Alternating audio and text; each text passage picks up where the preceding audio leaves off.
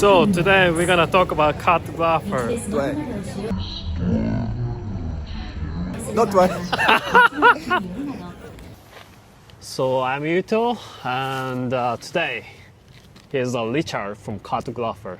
He's the man behind Cartographer. So, I wanna have a quick intro about yourself.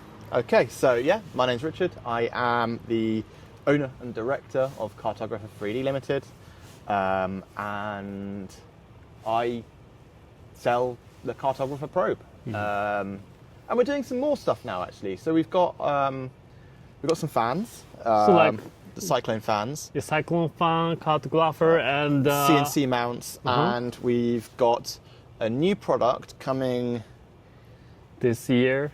well, definitely this year. Okay. I want to say this month. Oh, It might be or after the Spring mid-February. Festival, maybe.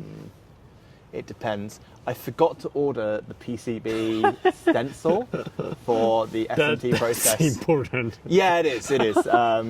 So we've got the PCBs, we've got the components. They were meant to, today, go through the SMT machine, and my factory contact messaged me going, "Hey Rich, have you got this?" and sent me a picture of a stencil like, fuck. Pardon my language. So yeah, we got another product coming soon. That is in partnership. We didn't design the other product. It's in partnership with someone who designed a really cool project. Okay. They can't get it to market due to either finances, shipping costs, etc., etc., etc. So they did release it as open source, but I knew the guy. I was like, "Hey, do you want me to do this for you?" So we're releasing it in collaboration with them, and we're splitting profits and stuff like that. Not saying any more just yet, but it did make the product It did make the top post on /r/3D printing quite recently. So, Okay. it'll be a good product. Okay. Hopefully, touch wood. Okay. So, perhaps this video, someone may watching, first of all, what is Cartographer? Okay, so Cartographer, Cartographer is a brand, but the Cartographer 3D probe is an Eddy Current based leveling sensor for open source Klipper-based 3D printers. Way different than the I'd say or Voron tap or an old-fashioned BL touch. Yeah, so it can do bed leveling and bed meshing without physically having to touch the bed, meaning that we can get a far quicker mesh and a far quicker homing if you don't do touch. We do have a touch option which uses Cartographer touch, right? Yeah, we called it survey. A survey touch. Survey touch. Okay. I think we've really dropped the survey moniker now. I don't know why we called it that. It was because we were thinking of what could we name it which is related with mapping, Cartographer and mapping. So survey was kind of the thought. Not only is it faster, because it's using eddy currents, it's a lot more precise. It can it measures how far the coil board is to the metal sheet, to the metal. So what's gonna affect the Cartographer, for example? Some sensor got affected by the sunlight, UV light. So it shouldn't be affected by sunlight or UV light. Okay. Magnetism. So those kind of with a strong magnet type of play is kind of difficult. Yeah, right? We don't recommend those. Traditionally, eddy currents can be impacted by heat as well. We have a temperature compensation model that you can run to compensate against heat. And obviously, as we mentioned, we've got our touch feature, the survey touch feature, which is essentially like tapping. So that can create a true zero reference point. So what's that? You don't have to play around with paper, right? No, well, the nozzle once. Okay. You have to do it once to create a model, and you can get away with not doing it, but I would recommend doing it just because it allows you to have that technically, it's kind of possible to do that without it, but it's definitely better to do with But you can change your sheet without having to worry, okay? Unless there is massive difference in properties in the sheet. So let's say one sheet is this thicker, Or if you suddenly wanted to print on the clothes or fabric, then Yeah, you could. I wouldn't recommend it. Okay. And definitely printing on something soft will make the touch stuff less accurate because obviously it's then got some flex in what it's touching. But yeah, it allows for that true zero. You only really have to calibrate once now. So like the survey touch function is, I say, it's similar to like strain gauge style leveling sensor. Yeah, I'd say, yeah, kind of, yeah. Like it's different technology, but yeah, but similarity. Same end game, shall we say. At a glance, it's kind of, it works in the same way. I see. Yeah.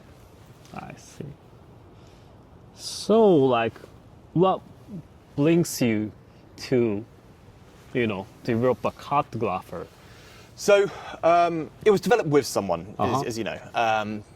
We tried to get one in China, a beacon. So we have a competition, and that's with Beacon. We tried to get one in China. They weren't selling to China, and that's because they didn't want it cloned. What we wanted is something that wasn't going to break the bank. The competition was expensive, and we understand that there's R&D involved. And we also had R&D. Like it's not. We didn't just.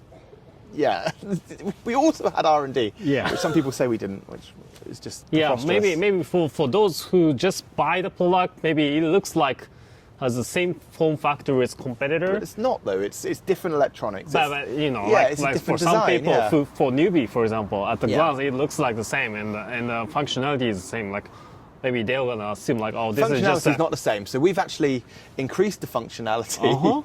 So we've added CAN bus support, and also we added a input shaper first. So in our V2, it's ADXL. We added a list 2DW first. Okay. Which might have been a bit of a mistake at the time. List 2DW support has got a lot better in the last kind of 3 to 6 months on Klipper, but back when we released it wasn't the best. But the important part is it's not just straight out a clone, but it's like we cloned the form factor for sure, because why would you?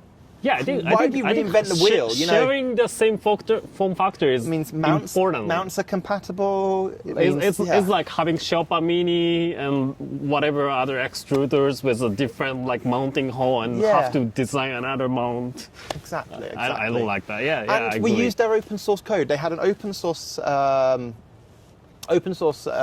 for Klipper. So now it's available on the GitHub, right? Yeah. And initially, like I heard, like it was kind of separated from the the original fork, right? It was fork for them, and I forgot to credit it, and I apologise for that. And as soon as I realised that it had been removed, it was added 5 minutes later, or probably not even 5 minutes later. Okay. Right? Like it was a mistake. It wasn't intentional. All right. As much as I've been villainised for it, yeah. It's just like it happens. Mistake without any intention, right? Yeah. Okay. All right. But we've actually moved away from that bit of software now. We've had a complete rewrite, thanks to Jomik. Jomik's a great guy. He's done a whole complete rewrite of our software, and we actually think it's a better product now. I think our software is actually the superior software now. It's really good. We've added additional features that the competition don't have, such as touch base, twist axis calibration and compensation, auto calibration. I haven't used a beacon, so I don't actually know what they've got now. I haven't looked at their code base since we initially launched, or a little, yeah. Anyway, but yeah, we've got some additional features now, and we are looking to add some more features. Touch-based meshing, so if you have not just like not just like that, no, but if you, let's say, have a bit more of a complicated plate that you want to put on, or something along those lines, you'll be able to do touch-based meshing. And we are also looking to do a bit of a hybrid of both as well. So let's say there are some kind of faulty regions that you're having problems with, we'll get it to do kind of true zero on each of those points. That's something that we're looking at adding as well. So we are looking at constantly expanding. We're not looking at just keeping it as a static, this is where it's at, and that's how it's always going to be. Like actually, we saw a cartographer in the Formnext, Germany. We did, yeah. So I did not know they had them. There was actually 3. I spotted 3 throughout the whole of Formnext. Oh, really? Yeah. But yeah, there was a cartographer on INDX, and it does work. It was on their display model, and we know that when INDX launches, well, they've taken pre-orders, right? I think it's launching in February. I want to get it like Yeah, right now. Me too. That's very But cool. we know it's going to be compatible from launch, and I think INDX is probably the biggest shift for 3D for DIY 3D printers for a Like true good like even multi-material with a system. small printer, it can have like more than 4 colors. Yeah, right? exactly. So I've actually, I've just literally ordered a new Trident kit. Okay, so Which not 2.4 is because it's suitable for Index. well, I've got a 2.4 already. Yeah. I've also already got a Trident. My Trident's my original Trident. Yeah. So my very first Voron that I built it during, I was living in Wuhan. We went into a lockdown, and I built it during that lockdown. Yeah. While I had COVID for the first time. It was like how many Vorons do you build? How many Vorons have I built? Okay, I built 1 Trident, 2 2.4s, 3 V0s. Do you class printer France? So like a salad fork? It's like Valiant. Salad fork is my favorite build ever, by the way. Like I'm gonna highly build the Micron Plus. No, salad fork. Promise you. I promise you. Was the salad fork comes Is the mini with a Trident. 2020? No. It's still 1515. 1515. Okay. It's a really nice printer to build. The salad fork is like a mini V2.4. Mini Trident. A mini Salad fork, Trident. that's it. Yeah. Oh, okay. That's yeah. well differs. Okay. I didn't have the space to bring it back when I moved back from China. I bought my Trident. It's my original printer, Yeah. but I had to leave a 2.4, and I gave the salad fork to a friend out there. All and right. he's just remodeled his house, and it's on his prized place in his new office. And it's got like it's gold extrusion.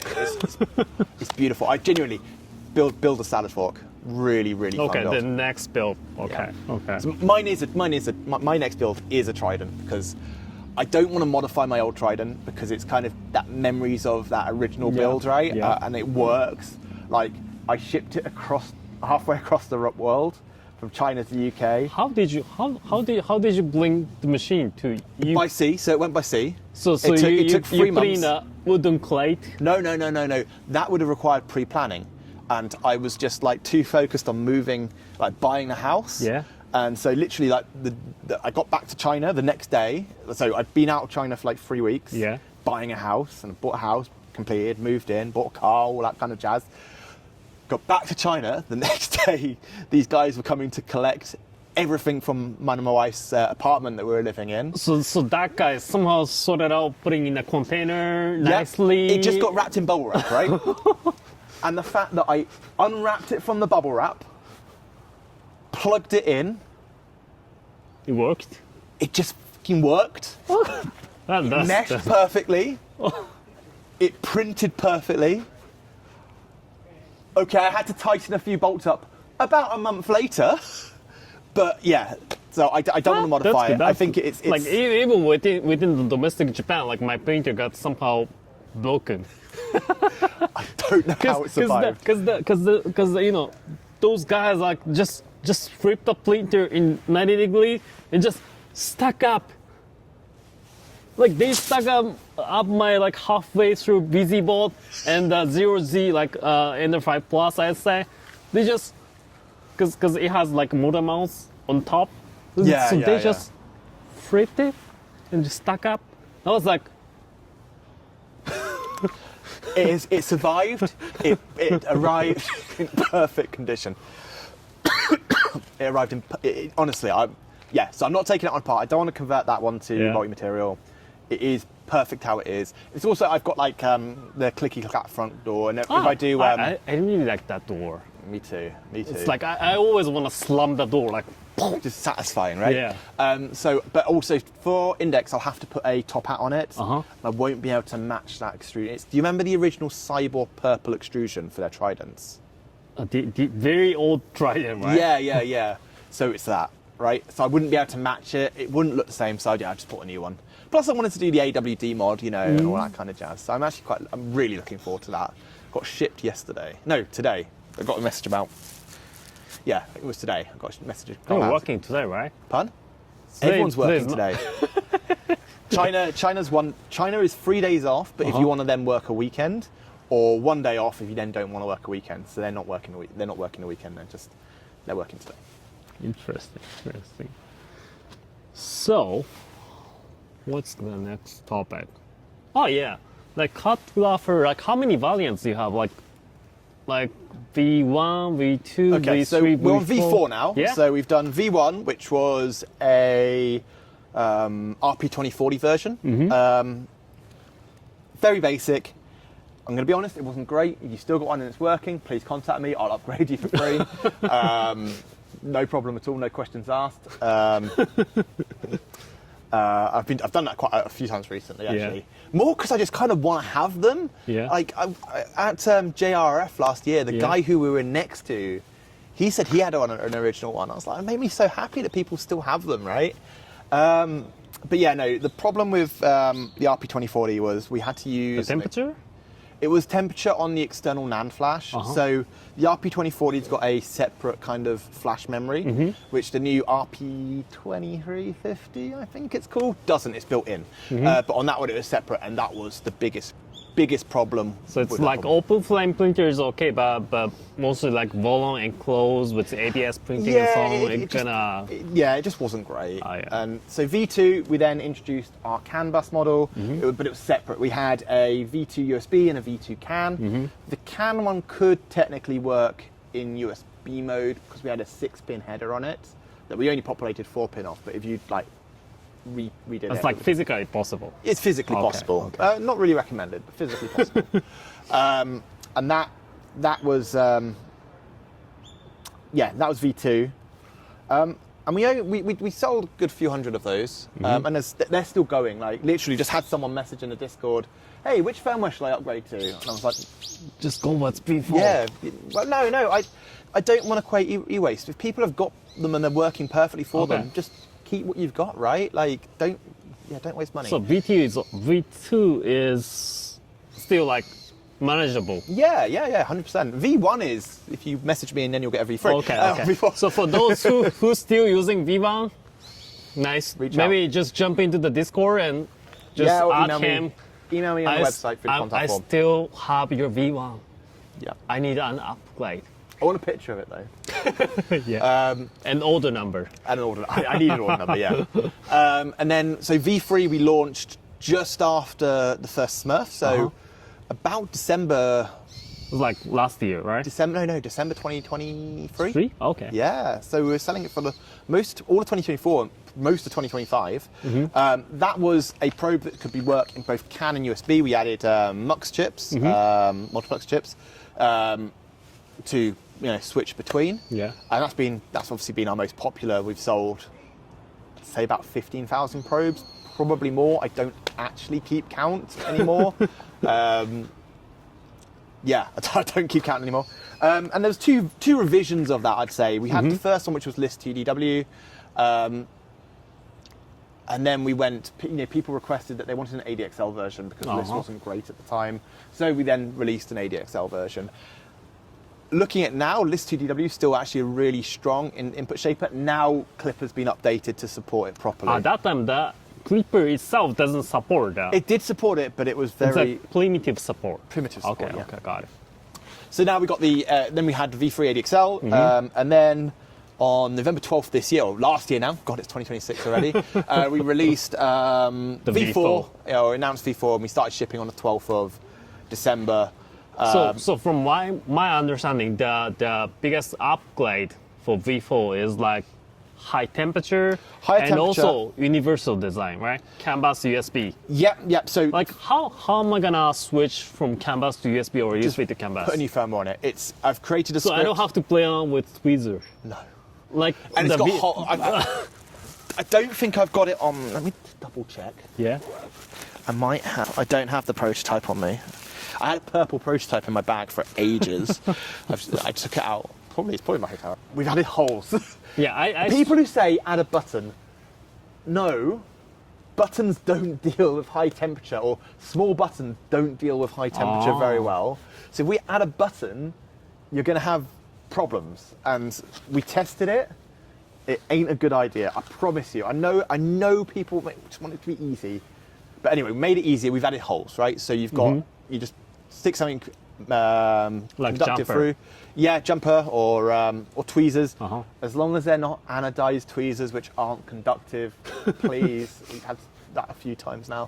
As long as you do that, it will just it will go into DFU mode. But you don't even need to do that. We've got a script. We literally to change it from Okay, that's good. That's awesome. That's awesome. Ships with USB firmware. So V4 doesn't even. I have to play around with jumper and turn it to DFU mode and change the burnout. You run this script like it's called /v4 underscore convert or something like that. I can't remember what the file's name.sh, and then it will look at your serial ID. So because we've got a database, we've got an API now which logs all of our probes, all our V4 probes. It's part of the quality control process that we're going through. Yeah. So it will do that. It will then, it'll query against that. So have your UUID ready for you. It will convert it. It will run Katapult deployer, which is Katapult is a great bit of software, by the way. So that means I don't have to kind of struggle along with setup. No, it's genuinely so easy. And then CAN bus is great. It's a really reliable protocol. USB is good. And don't get me wrong, USB is just easy, but it's not perfect. It's not great over long distances. You are limited, I think it's 3 or 5 meters, but you really shouldn't run it at the maximum length, especially in like a moving environment. It's prone to interference, it's prone to disconnects, where CAN bus is designed to work in cars, right? Pretty everyday use, reliable. Yeah, so it needs to be something that's not going to fail. So that's where CAN bus is, I think, superior in this kind of use case. And it also allows you to daisy chain, right? So you can have multiple devices without having to have a hub chip. I challenge you to find a USB hub chip in a tool board that is rated to higher than 85 degrees Celsius, because I haven't managed to find one yet. So 85 is like. Okay, let me just update that challenge that people have in stock and doesn't cost over $25 per chip. There are some out there that either like discontinued. I don't know why they're discontinued. Or they're just out of stock constantly. So anyway, we're on V4. It's going brilliantly. I'm really struggling to keep stock in. We launch it. That's good news. That's good news. We launch it about 2 weeks after we have our first batch of 1500. Yeah. There's no fucking chips. The chip that we use for it, the STM32 G431, is out of stock. The specific high temperature version we use is out of stock everywhere. The STM chip is not affected by right now the world situation at all? Yeah, so it's doubled in price, but we're not changing our pricing, don't worry. I had to bring them from the UK. This is how crazy it is. I had to buy the chips in the UK and bring them to China for manufacturing. Yep. And you still sell with that price? Oh, yeah. Well, to be fair, I was already going to China, and it was cheaper to buy them in the UK than it would have been. In China, I could have bought them, but there was a 3 week wait. We don't like letting our customers down, and I really don't like doing pre-orders. Yeah. It was a 3 week wait minimum, and then we were looking at, by the time they get it, we're then going quite scarily close to the Chinese New Year. Yeah. And the holiday, the shutdown, the dreaded multi-week shutdown. We could have been waiting month or more to ship. So the decision was made. I ordered them from, I think it was Farnell, and got them. And it was the best solution. But I didn't imagine that you purchased it. And what's annoying, right, is we're pretty much sold out of that one already. We got 660 made up. I bought over 3,000 chips. So we need someone who has a if you work at STM, better sourcing for STM chips. If you work at STM, please contact me. I'd buy a lot of your chips. Yeah, so yeah, it's going really well, and we're really happy. And what I really appreciate is the community now. We've got nearly 6,000 people, or we might even have 6,000 people in a Discord at this point. That's a big Discord, right? We have a great community with some great volunteers who help out. We've got a great reseller network throughout the world, so you can buy it in the States, you can buy it in India, you can buy it in Europe. We've got 2 resellers in Europe at the moment, Meltbro in Germany, and I can't remember my Czech reseller's name. Check out our website; it's on there. Got Pulsar 3D in America. It's just a great community, and I really like hanging around in that community. And it's more than just talking now. People talk about their printers, their mods, and all that kind of stuff. And I think that's. It's like I think that's for those who DIY, people buy right? Cartographer, somewhat shares like. Yeah, but we're not only the kind of the DIY lot now, right? We sell a lot for the Creality K1, K2, GD, and people don't typically. They're not really DIY 3D printers. Yeah. They're just They more hardware. like want to have a like it's like mod, plug right? and play style. Yeah, and I think that's really good, right? Like we're bringing people together, and then you're seeing people who have these K1s, and now they want to then, or actually they see what these guys are doing. I want to build a Voron now, right? And then we've integrated in with some Voron kits, right? So the Trident and the one I bought from 2.4 Siboor, the Trident AWD that comes with and their 2.4. 2.4 as well? Yeah, I comes didn't know that. with a Carto V3 and the Ventura XL from FYSETC. So that's the big one. Yeah, that massive printer that also uses Cartographer. And I think we're going to be seeing more of these bigger 3D printers. If someone could build one where we can like actually get it through a door, so like maybe it collapses down easily or something, I don't know, that would be great, because I've built my Ventura in my attic, and when I sell a house... You built it in China? No, in the UK. Yeah, okay. I've got one, it's in my loft, Okay. in my attic. I know for a fact when I sell a house, that you printer need to- comes with the house. Because you cannot take it out, I right? cannot take Or it. You It will only not have fit to disassemble it. Even if I could get it down into like the room below, I Yeah. couldn't get it through the door to get it out. It's that big. It's huge. But I think we're going to see more large format 3D printers, and I think Eddy Currents makes sense for them for sure, because Yeah, you don't like, wanna, I don't want to learn like like the orange Gigastorm. I think was it the Gigastorm, the big Giga something. Giga something. Yeah, that one used like a touch-based How long does meshing. it take? Like 15 minutes? A long time. A long time. Yeah. Oh, I see. So, like, if you were considering to upgrade your revenue sensor, maybe V4 is the thing. Yep. And today we dropped the price of V3 as well to make it more accessible. It's now $29.99 Yeah, US, And- including free shipping.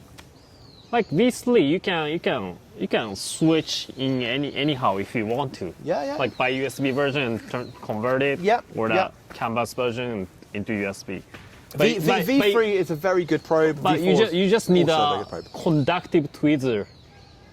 Well, you don't. To convert it, you can also for V3. You can also use the Katapult method. Oh, So you can not wait. Yeah. No, We've it got- works we've got with a script. firmware. Yeah, we've got. It's firmware based, and we've got the script to change it. Okay. We always have. Well, we have for the last year. So Yeah. just go for it.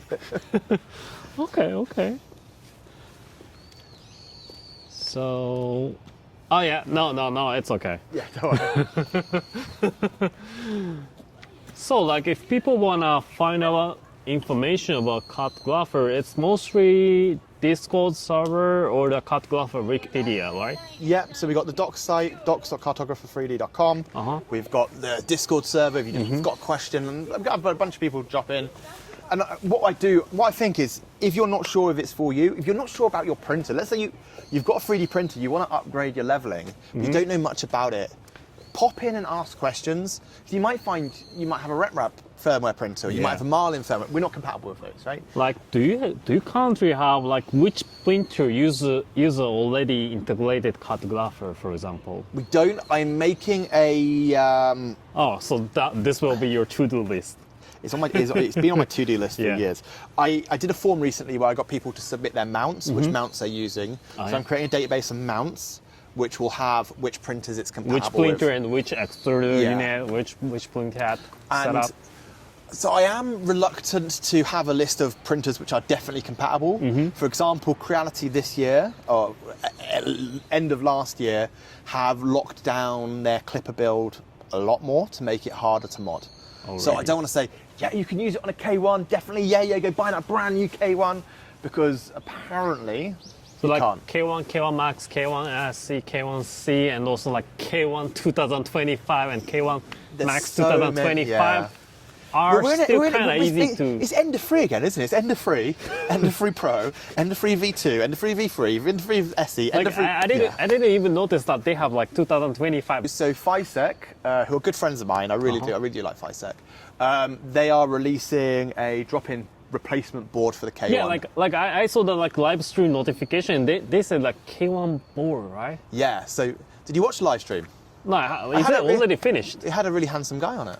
Oh, sorry, I missed No, it. so it's a drop-in board and extrude a tool head board, which will literally take the old one and put in out 100% match. So it's like now people can fully use Klipper, like vanilla Klipper. Yeah. So the idea is the actual hardware on the K1 isn't awful. It's the electronics, which it's just a direct swap out. It's a really good board. I'm actually going to buy a K1 just so that I can test the mod out and see how it is. And I think I really I'm going to get a K1 just to try the mod out, to be honest.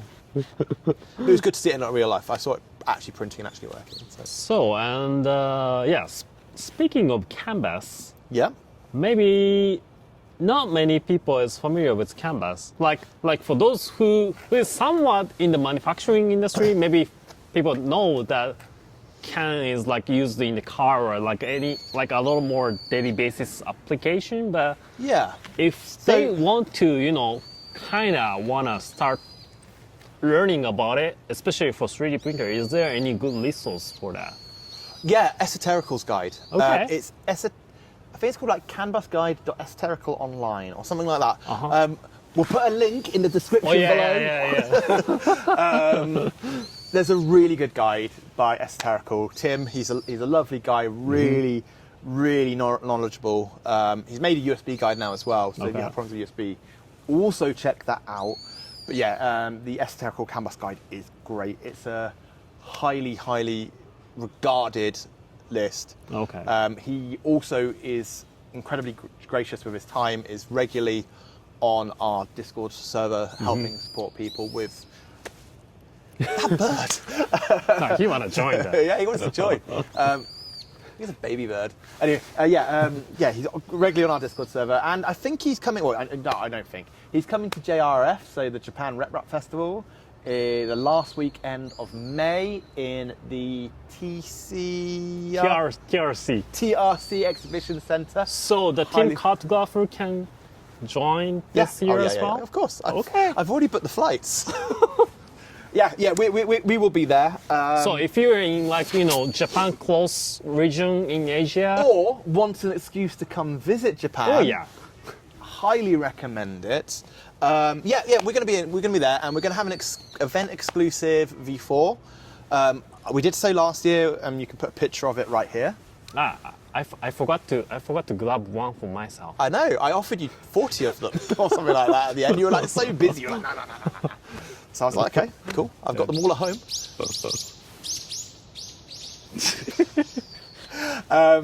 But we're going to do a full. I think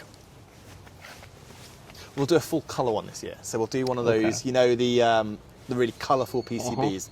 So maybe if you are a talented artist or designer involved with the Japan RepRap Festival, please contact Yuto about the design that you want to put onto it. Why not do like Cartographer design contest?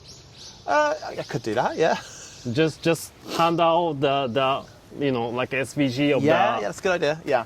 So the idea is we're going to make it as I want to make it as anime as possible. Let's do it.